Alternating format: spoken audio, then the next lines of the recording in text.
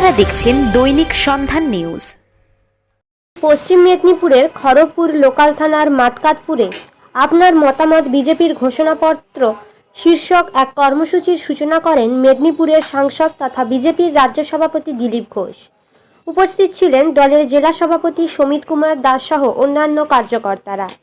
এই অনুষ্ঠানে রাজ্যে আসন্ন বিধানসভা নির্বাচনের লক্ষ্যে প্রচার ট্যাবলোর সূচনা করেছেন রাজ্য সভাপতি দিলীপ ঘোষ।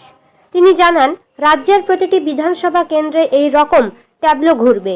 সেই ট্যাবলোতে থাকা অভিযোগ বক্সে স্থানীয় অধিবাসীরা তৃণমূল কংগ্রেসের অপশাসনের বিরুদ্ধে অভিযোগপত্র জমা দিতে পারবে। পাশাপাশি বিজেপির সরকার গঠিত হলে কেমন শাসন ব্যবস্থা মানুষ চায়, কি সুযোগ সুবিধা রাজ্যবাসী চায়, তাও মতামত আকারে এই প্রচার গাড়িতে থাকা বক্সে জানাতে পারবে। ভারতীয় জনতা পার্টি সেই দিশাতে কাজ করে বাংলার উন্নয়ন করবে, তাই আমরা রাস্তায় নেমেছি। গাড়ির মাধ্যমে বুথে বুথে গিয়ে সাধারণ মানুষের মতামত নেব। আমরা লিখিত আকারে জানাবেন আপনি যে কোনো সমস্যা, স্থানীয় হোক, রাজ্যের পুরো কিছু হয়, সমস্ত বিভাগ সম্বন্ধে হোক, সেই ব্যাপারে ভারতীয় জনতা পার্টি চিন্তা ভাবনা করবে এবং আগামী সরকারে সেই দিশাতে কাজও করবে।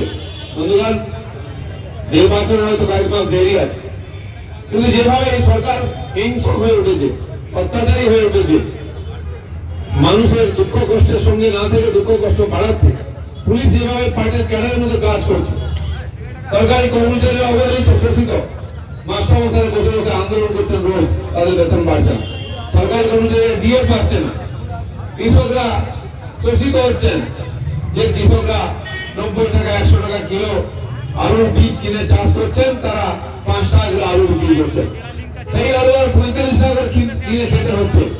কৃষকদের জন্য এই যে 6000 টাকা বছরে মোদী দিচ্ছেন, সেটাও কৃষকরা পাচ্ছেন না। এমনকি যে ধানের জন্য গত বছর 17-20 টাকা কুইন্টাল সহায়ক মূল্য দিয়েছিলেন, মানুষ 1100-1200 টাকা বিক্রি করেছে। সব দিক দিয়ে গরিব মানুষকে কষ্টের মধ্যে রাখা হয়েছে। তাই আমরা চাই বাংলায় পরিবর্তন এই বছরই হোক। তাই এইবার 200 পার এই স্লোগান নিয়ে আমরা যাত্রা শুরু করছি। আপনাদের আশীর্বাদে সাধারণ সেখানে শ্রদ্ধাঞ্জলি দিতে শুভেন্দুবাবু যাবেন এবং টিএমসির প্রোগ্রাম আছে। আমরা চাই শহীদদের সম্মানে শান্তিতে প্রোগ্রাম হোক। পশ্চিম মেদিনীপুর থেকে সায়ন্তিকা সাউ রিপোর্ট, দৈনিক সন্ধান নিউজ।